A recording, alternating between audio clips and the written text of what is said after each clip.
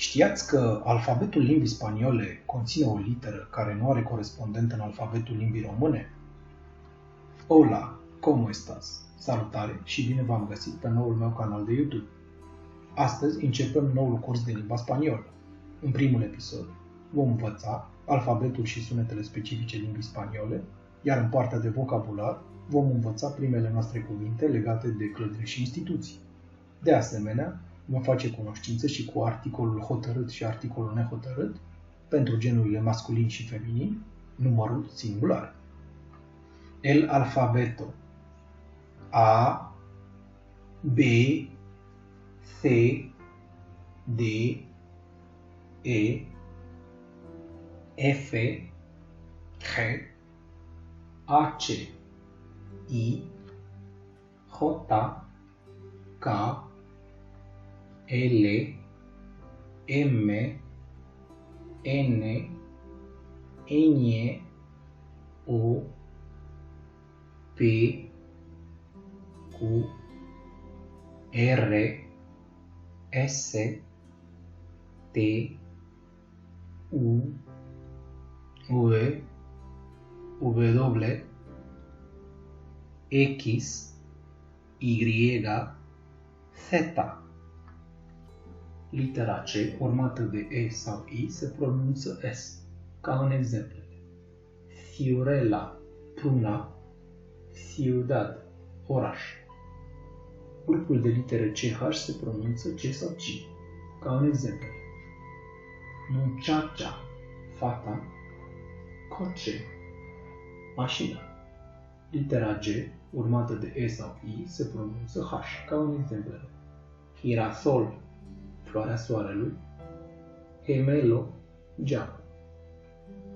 Litera H nu se pronunță în limba spaniolă, ca în exemplele humo, fum, hija, fiica.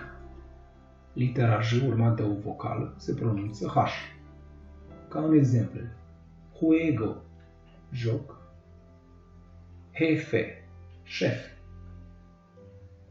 Grupul L se pronunță L urmat de I scurt, ca în exemplele galio, cocoș, caballo, cal. Litera Ñ se pronunță N urmat de I scurt, ca în exemplele mañana, mâine, niña, copila. Litera Z se pronunță S, ca în exemplele capaz, capabil, zorra, vulpe. Capitolul 1. Vocabulario. Edificios e instituciones. Iată prima serie de cuvinte noi legată de acest domeniu. Ascultați și repetați cu voce tare. La oficina, biroul. El banco, banca. La calle, strada. La estación, stația. El museo, muzeul. La casa, casa. La puerta, poarta. La cafetería, cafeneaua. Una oficina, un birou. Un banco, o bancă. Una calle, o stradă. Una estación, o stație. Un museo, un muzeu. Una casa, o casă.